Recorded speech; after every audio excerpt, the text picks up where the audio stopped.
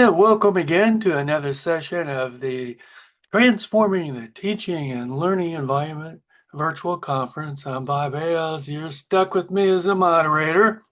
Don't forget, we're sponsored this year by the Journal of Educators Online, JEO. Got a bunch of refereed articles to take a look at. Just go to thejeo.com. I bet you'll find something of real interest to you. I'm fortunate to have with us Carrie Hansel from Learning Technologies at Indiana University, home of the NCAA football champions. The first time in history you can say that about the Hoosiers. So she's going to talk about instructional design 2055. Wow, I'll be 102 years old then. I'll be interested. I'm going to make notes and I'm going to see if that comes true. IDs and faculty building the future together. Harry, take it away. Thank you for that introduction. Welcome, everyone. I'm so thankful to have you at my presentation. As he mentioned, I'm from IU. My passion is about creating powerful online learning experiences that empower students to pursue their degree without having to put their lives on hold. And I'm passionate about this because online education gave me the opportunity to pursue my doctorate while simultaneously applying what I was learning in my program to the other areas of my life. When I began my dissertation journey, I was actively co-designing with faculty, and we were given about a semester to collaboratively design courses in our LMS, which is Canvas. And one of my favorite parts of doing the course design was sometimes those course designs ended up going well past the ordinary, just basic good design. It was like a piece of art. And it was a little pieces of the faculty member and myself that were left on this canvas of a course. Now, any of you who are instructional designers probably are wondering if this synergy happens all the time. No, I don't have any magic to convey to you, but there are some times that those relationships are magic, right? And they we have those well-designed courses that go above. We have those that just meet the baseline. Sometimes there are the challenging ones that we're just trying to get out the door. Those are for the iterative process to make them better next time. But as I was thinking about this and, loving some of those courses and being so proud, um, the heart of this realization was that why? Why are some of these so special? And I thought, you know what? I have a really good working relationship with those faculty members. Those courses usually were the best relationship between myself and the faculty.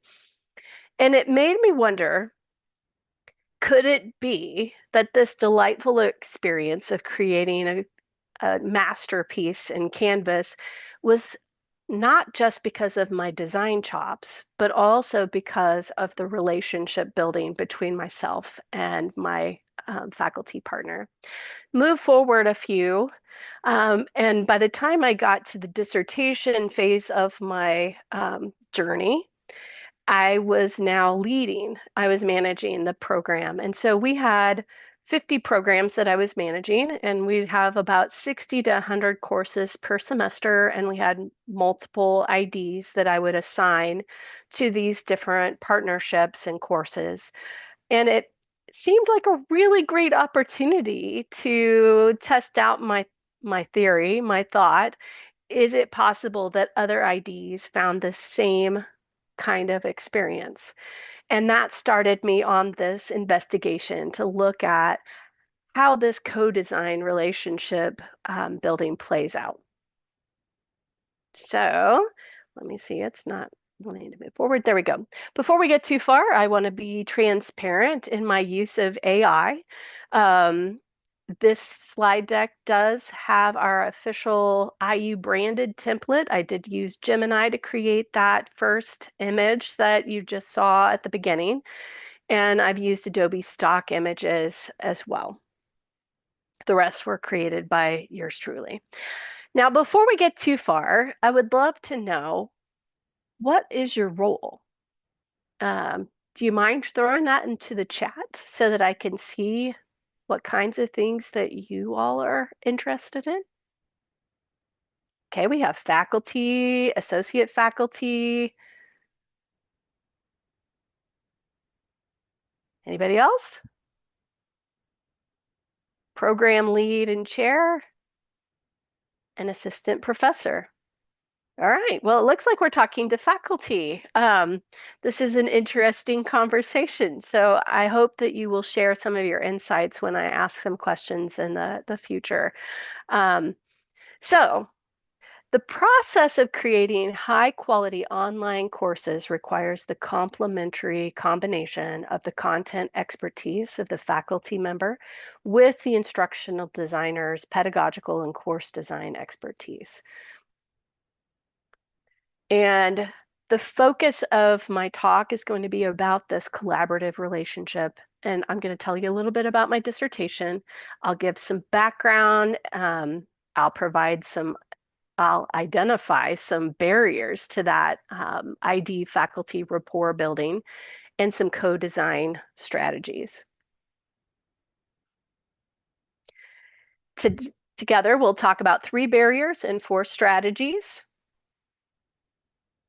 And let's get some context. So, what is co-design, co-creation? And I define it as a highly facilitated team-based process occurring between a team of an ID and instructors while collaboratively designing and creating instructional experiences. Now, why do higher education institutions partner IDs with faculty? Well, before AI became all the rage, online education was touted as one of the most impactful developments in teaching and learning. Why is that? Online education reduces the educational costs for students. It meets the needs of the student population, and it increases the student population coming to the institution, and it increases revenues so that the institution can then offer more learning experiences and help to have a greater impact in general. So there's a lot riding on online education. Lest we forget, faculty are the heart of higher ed. Without their domain expertise, there would be no one to pass on their knowledge. Faculty are trained in their discipline, but not necessarily on pedagogy. Plus, faculty face many, many competing demands. We won't even get into the accessibility stuff that's coming down the road for April. But that limits their ability to do it all. And faculty are being asked to do a lot. Now introduce the IDs, and they are experts in pedagogy, course design. They understand how to use technology to support teaching and learning. And so they're a perfect partner to help balance out the expertise of the faculty member and help to create quality online courses. Now, why is this partnership significant? Online course quality and student success are linked to that ID faculty co-design partnership. Higher quality relationships or rapport lead to more effective collaborations.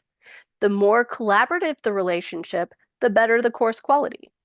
But there's limited research that's been conducted on how ID and faculty partners co-design to build that quality relationship or rapport. And usually that literature has focused on one of the groups, like the faculty or the ID, but not usually both of them together. And so my dissertation looked at this partnership from both sides. One thing to note is that I focused my literature search on the long-term one-to-one co-design relationship because there are different dynamics when you are meeting regularly with your partner than if you're dropping in for a consultation at the teaching center. So let's frame the relationship, the good, the bad, the ugly. And Cambridge defines relationship as the way in which two or more people feel and behave toward one another. An instructional designer's role is to negotiate a relationship with their faculty member, but the literature says it takes two. Both the faculty and the ID are important in this process of creating rapport, and that's the co-indicator of relationship quality.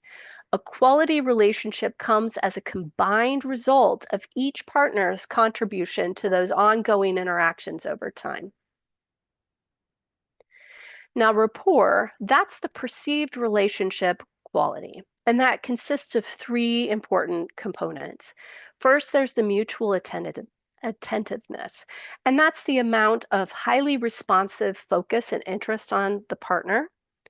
Positivity, which is the friendly care about your partner. And finally, about coordination, smooth behavioral synchronization with their partner.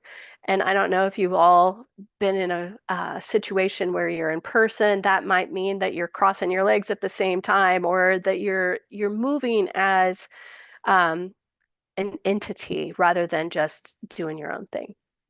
You start to pick up qualities of your partner. Now, anybody who has had an ID faculty partnership, they're going to know it's hard. This doesn't come naturally. And why is this so hard? So now I'm going to share about some barriers that can get into the way of that co-design relationship. But before we get there, I would love to know, what are some of the barriers that you've seen in building a relationship with your ID as ID faculty partners? Do you want to throw that in the chat?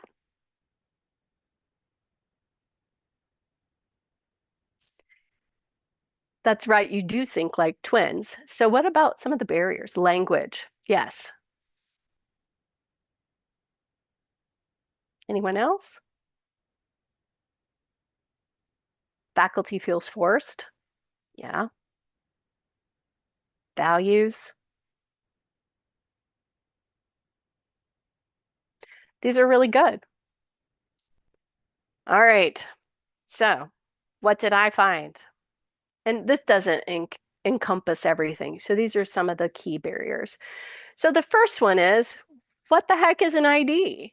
Most faculty do not even know what an ID is, let alone what they do. And why is that? Well, most faculty have not had the opportunity to work with an instructional designer. And that can cause faculty to be uncertain of what the ID is even doing and what they bring to the table. Jasek and Lederman reported that only 25% of faculty have worked with an instructional designer. That translates into 75% of faculty have not even had that experience. And that can hamper their desire to share control over their course design. This is part of the representation of themselves. For faculty, the courses are very important. Like, this is part of what they're representing as their reputation, right? And that can lead the faculty member to treat IDs as tech support because they don't know what they're there for, right? Or worse yet, the literature says that some folks even see IDs as spies for the university administration, looking for reasons why the faculty member is not doing a good job. That's not the case. That's not how that works, but that's what the literature says. And I could see that that might be part of the barrier. So a second barrier goes into that interpersonal conflict, and that can come from limited communication, power struggles, unclear roles and expectations, feeling devalued. Also, the partners may have different views of how fast things need to be completed. Faculty face competing pressures, increased workloads, and they're time poor, right? They have a lot to do and they're just doing the best that they can to get those different things in. So their timeline is very different than the instructional designer who is focused on getting this course out the door, right? And the IDs, they understand we have to start at this time in order to get this done. And they know how long it takes to get the course put together and all the different pieces. And so there is this push and pull of the different expectations and expertise, right? The third barrier is that the ID themselves may lack experience in building relationships with faculty. It's important to know what's going on in a faculty member's world. Not that we're mind readers and can tell, but there are a lot of demands that are being placed on faculty. And so not having a knowledge of how that works for faculty may make the ID not so great at building that relationship, right? Or they may harbor a judgmental attitude or sense that they may know better than the faculty. That can come from just got out of school, I know what all the rules are, and so I know what is best. But faculty are in the classroom, faculty are doing the teaching, and so there needs to be this understanding of what is actually going on with the faculty member and some empathy, um, because that helps us to be better at supporting those efforts. So let's talk about my dissertation. I completed my dissertation in 2023, and that's pretty exciting for me, all while working full time. And it was a multi-case study design, and it included interviews, observations, artifacts, and a questionnaire. I analyzed these using thematic analysis and document analysis. Hold on for one sec. Apologize for that. Got a little bit of a tickle in my throat. Of note, I used all of the quality strategies for qualitative research. So think transparency, audit trails, thick, rich descriptions, reflexivity, member checking, and triangulation. And I had 2 ID faculty dyads from a large research institution. I started by recruiting the IDs, and then I found out who of their faculty partners might be interested. And so they helped me recruit their faculty partners. And that was using the snowball technique, right?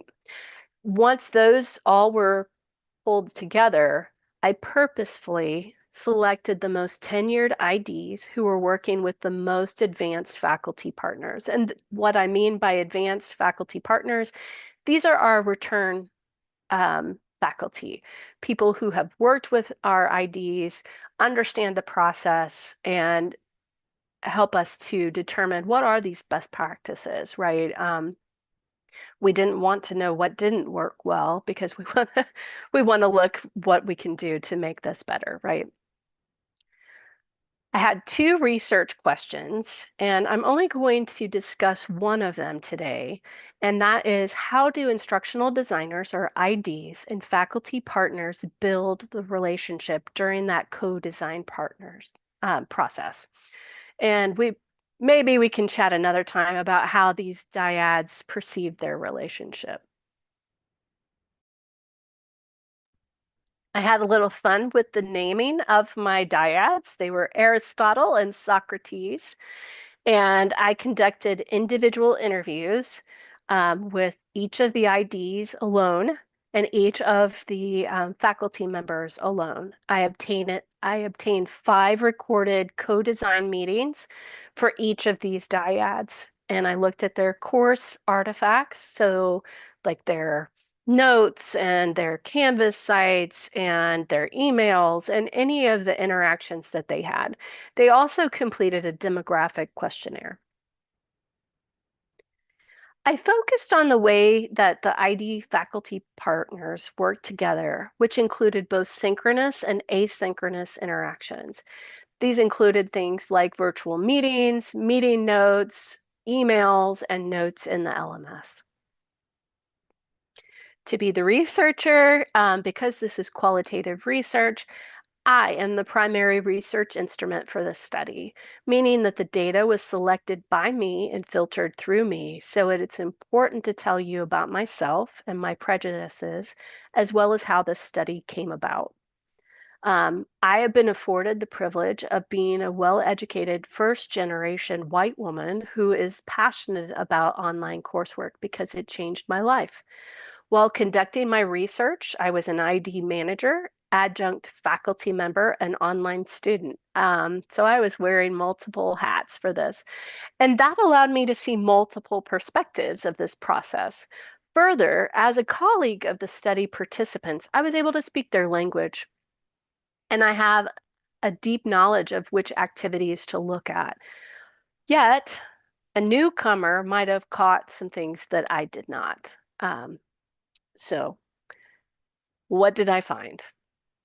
Well, there were four themes that came up during my research.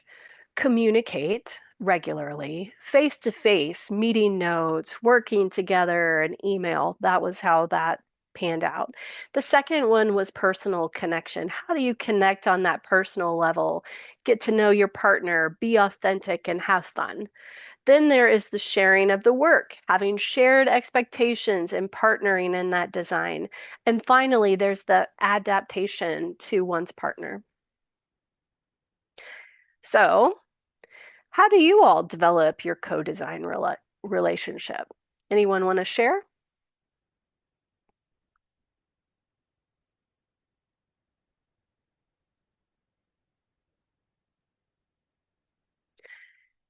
This is a really great quote. I'm going to read this out. It says, having a supportive dean is pivotal to helping both the ID and the faculty work together by fostering a positive working relationship. The most important step to remember is to build trust and mutual respect between the IDs and the faculty. Each bring to the table their unique skills to the process, and together the end result will be beneficial for the student academic success. Thank you, Margie. Um, Getting to know the faculty as a person. Thank you, Suzanne. That's a really great point. All right, here is the reveal. Um, if you've been listening to all the banter around AI, you must also be hearing about how we need to focus on what we bring to the table as humans. And the relational strategies are key to highlighting what IDs and faculty bring. So, getting ready for that mission launch 2055, I've translated my findings into co-design strategies because that is the human element, right? That is what we bring to the table that AI has not yet taken over. But before we get into the launch, I want to revisit why this is important. This partnership is significant because online course quality and student success are linked to ID faculty co-design. Higher quality relationships or rapport lead to more effective collaborations. The more collaborative the relationship, the better the course quality. That's the core reason why we need to focus on creating these strategies for building partnerships. Collaborative ID partnerships lead to better course quality, which is why we're here. We want to create high quality courses for our students. So strategy one is we need to communicate regularly. I don't know why I'm having problems with that today. So scheduling those ongoing meetings and having regular time frames that are just set aside for this and working together, not just having, I mean, you can have your separate pieces that you're working on, but working together sometimes, sharing the screen, problem solving together, that helps to build this communication. Having multiple ways to communicate. We're in a fast world, right? So we have our meetings, we have that dedicated time to do the face-to-face and the verbal communication. But sometimes it's easier to just throw into the notes or email, or I've done a lot with the Canvas site where I would leave little markers for the faculty member that I was working with and say, hey, need your input on this, and highlight it and leave that. So having those types of interactions, both synchronous and asynchronous, will really help to build that relationship. Strategy two is sharing that work. So we need to contribute and share the work together. and having those shared expectations on what each of you will do. I mean, first of all, nobody wants to be repeating the work that somebody else is doing, but also it helps to just make sure that there's not any misunderstanding, right? And this is a really great way to leverage each person's expertise and partner in that co-design development process, because there are going to be things that my faculty member is really great at, and there are going to be things that I bring to the table that I'm really great at. So why not have us both bring our greatness? That's where you get the little pieces that are left on your LMS canvas. Um, and that helps to elevate that course quality. So strategy 3 is connecting on that personal level and, you know, humanness, right? We talked about AI and how we need to show the importance of what we bring to the table, and we are very human, right? And so valuing the human on the other end, what is it that they bring? What are their strengths? How can you help make them look good, right? How can you help them accomplish what they're wanting to accomplish with the course that they're designing? Get to know your partner.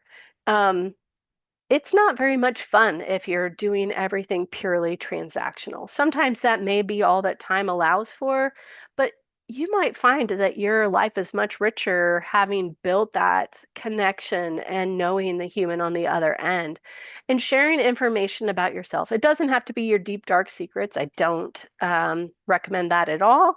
But you can share things like, I really like chocolate ice cream, or I really like to go ice skating, or whatever. I've been to Paris. These are ways that help others to see you as a human and helps to build that layer of that we're not just here to do the transaction, but that we're actually people, and it helps to break the ice. And being authentic, not trying to be the superstar, but just being vulnerable and saying, I've never worked on this particular tool, or I've never used this pedagogical strategy, but I'm willing to learn.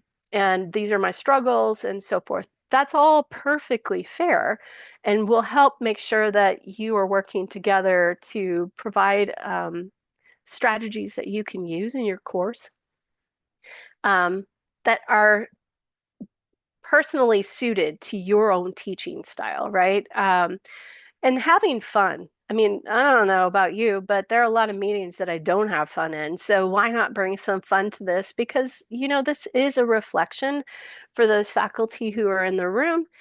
This is a reflection of your discipline expertise, right? And for the ID piece, this is a real showcase of look at what I was able to help create and bringing my expertise and knowledge to help my faculty create something that is pretty great, right? And so the final strategy is adaptability, adapting to your partner. Each partner is different. So, from the ID perspective, your faculty members are not going to behave the same. They're not going to look the same. They're not going to want the same thing. They're going to have different areas that they want to work on. And the same is true for the faculty who is getting an ID. Your IDs are going to have different passions and they're going to bring different things to the table. And, you know, get a feel for what your partner brings to the table. And from an ID perspective, find out what your faculty partner is needing. I can come up with all kinds of cool things, but if it doesn't fit with my faculty partner's teaching style, then it's a moot point. It's not going to get used and it's not going to be effective. So read the room and adjust what you're offering to enhance the collaboration. And shout out to Bawa and Watson. They have a whole list of chameleon characteristics for IDs, and their work with faculty and adaptability was one of those. So here's the checklist. So as an instructional designer, one of the things that I like to offer, I come with a lot of questions. And if you've worked with an instructional designer, you'll find that that's one of our tools that we use a lot. So as you prepare for your next relationship, let's look at what kinds of things you can do. First, look at the communication plan, right? Not everybody wants to communicate in the same way. Some people really just want to focus on the emails and having in-person conversations. Not everybody is meeting virtually. If that's feasible, you could do that. But having the conversation is a really important part of this process. And make sure you have multiple ways to do this. Talk about how often you can meet. What are the time constraints? Faculty are teaching at different times. So maybe as an ID, I'm available during this time, but my faculty member is not available at this time. So adjusting to fit to a mutually agreeable time. Finding out what the preferred method of working together is. I've worked with people who have only done traditional courses that are in person, as well as those online, and there are different strategies for both. And finding out what they're comfortable with is really important. It's also important to talk about those areas that work well for you, but also having that balanced plan that fits both of your needs. That will be an important part of the success of your partnership. And from an ID perspective, there may be things that as an ID I might offer to my faculty partner that will help give my faculty partner some new tools for their toolkit. So it's an exchange, this partnership. I know that I've learned a lot about several different disciplines, and I've been able to share different pieces that I've got in my toolkit with my faculty members so that they can be successful in a lot of different venues and types of experiences for their learners. Um, Sharing the work. So, talking about how are we going to divvy this up, right? There's only so much time in the day. Unfortunately, usually you do not have 40 hours a week for a whole semester to go build a course. So, how are you going to strategize on this, right? Who's going to do what? And that also changes depending on who the partners are, right? There are going to be things that you want to do, and there are going to be things that your partner will want to do. So find out what they prefer and leverage your strengths. We're not all good at everything. So find out what your partner is good at and then use that to create that synergy. Um, and the more clearly stated your expectations and who's going to do what, the better. And make sure that there's agreement. That's going to prevent those hiccups that can occur if you don't have those expectations. You can think, oh, we're all in agreement, but that is not necessarily so. And you don't want to find that out as everybody is having those tense feelings because it's almost showtime and the course isn't quite where you need it to be. All right, creating a connection plan. So back to that human piece. Think about how you can connect, right? Um, how does your partner bring value to this? Share it with them. That's part of gratitude, right? I really appreciate what you said about X, Y, and Z. I really appreciate that. Thank you for bringing that to the conversation. Um, what are some questions that can help you learn about your partner? So, from an ID perspective, that means if I'm working with a faculty member, it is helpful for me to know how long have you been teaching online? Is this your first online class? Have you used any educational tools? What do you feel comfortable with? What do you hate? I don't want to be offering you a tool that you have like tossed out and you don't want to hear about it anymore, right? Um, so, thinking about those kinds of things. And what is something appropriate you can share about yourself? Again, going back to have you, like, where are your favorite places to travel? Have you been to Paris? Have you been to Brown County? These are all part of bringing that human element, but you don't have to share your deep, dark secrets. Like, I failed this course when I was in school. You don't have to share that. But there are lots of things that will help you to start to see your partner as a human, and help build that relationship because trust is so important as part of this. Like I said, this is a reputational thing for your faculty partner. And for the ID, it's also reputational, right? I want to produce something that I can be proud of and that I know has made my faculty partner happy and look good, right? And then what are some ways to bring in some fun? So maybe there's something that you saw on TV that was just absolutely hilarious, and you could share that. That's perfectly fine. And having some time built in and being able to joke will make the work so much easier. And who wants to be serious all the time? Um, So let's look. And then the adaptation plan. Um, really reflect on how to best partner with your either your faculty member or your ID, right? What challenge has your faculty partner been struggling with? Ask him. You don't want to be solving problems that your faculty member isn't trying to solve.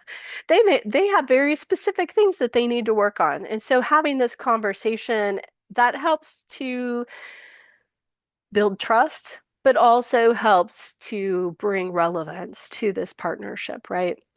And thinking back after you've met with your partner, or email or whatever interactions you've had, how did they react? Did they seem like, did their eyes get big? Did they look like they were ready to run out of the room? Then maybe you need to reflect on what was it that I said, and then how can I adjust next time? Um, and reflect on how um, there might be some other ways that you could adjust, right? And identify better ways to support your faculty member. And you can talk to your partner and say, I noticed that maybe you might not have felt comfortable about X, Y, and Z when we talked about it last time. Now that you've had some time to reflect on that, um, what are your thoughts about that? We don't have to go this direction. I mean, there are some of those hard core things like learning objectives, but there's usually some wiggle room. All right, so thank you very much for spending your valuable time with me today. And a special thanks to my dissertation committee, Gamza Azogel, my chair, Thomas Brush, and Jessica Lester. Does anyone have any questions?